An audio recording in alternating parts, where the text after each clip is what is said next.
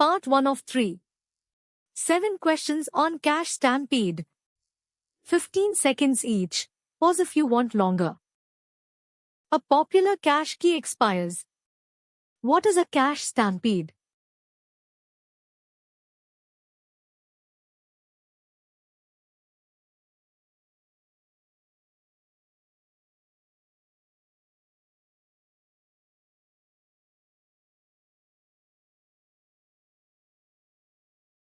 Every request misses at once and they all go to the database together.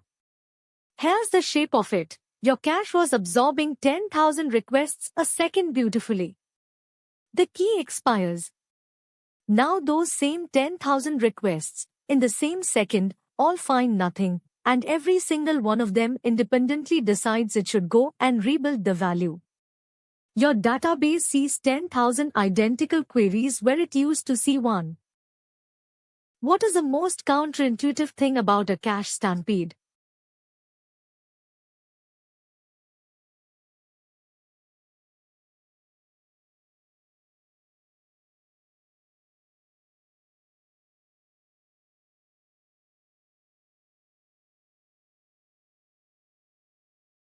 The cache working perfectly is precisely what makes it so bad. Sit with that. A key that absorbs 10,000 requests a second is doing a brilliant job, and it's also the key whose expiry will send 10,000 requests to a database that was sized on the assumption the cache would be there. Your most valuable cache entry is your most dangerous one. 10,000 requests this simultaneously. How many actually need to rebuild the value?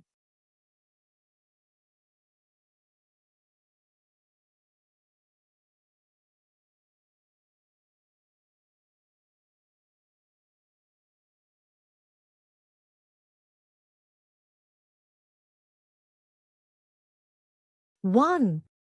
That's the entire inside the fixes are built on. All 10,000 of those requests are about to compute the exact same value from the exact same data and write it to the exact same key. 9,999 of them are doing redundant work. Every technique in this quiz is some way of getting that number down to 1. What is the simplest fix for a stampede?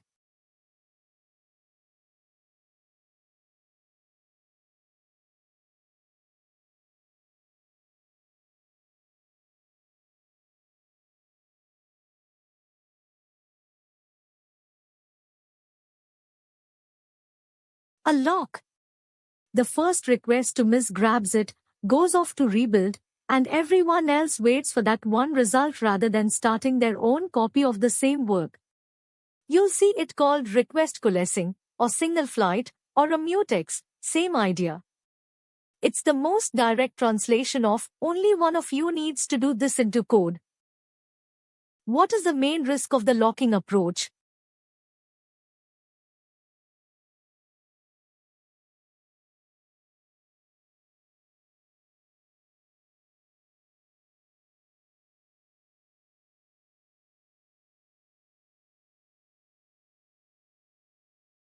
You've just made one request's problem into everyone's problem.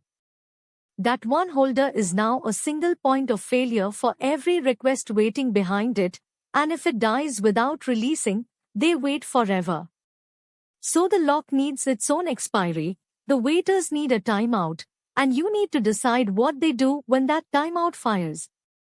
The lock is simple, the failure handling around it is not. What does probabilistic early expiration do?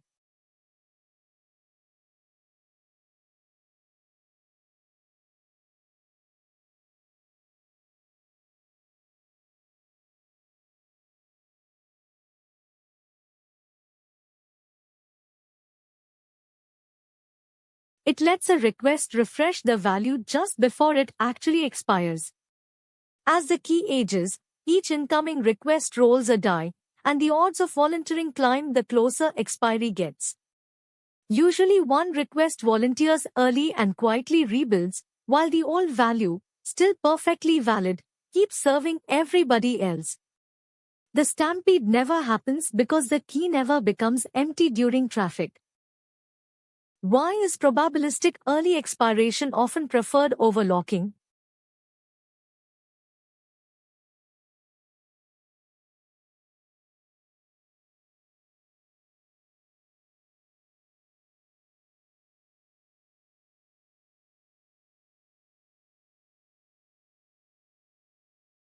Because nobody waits. That's the real prize.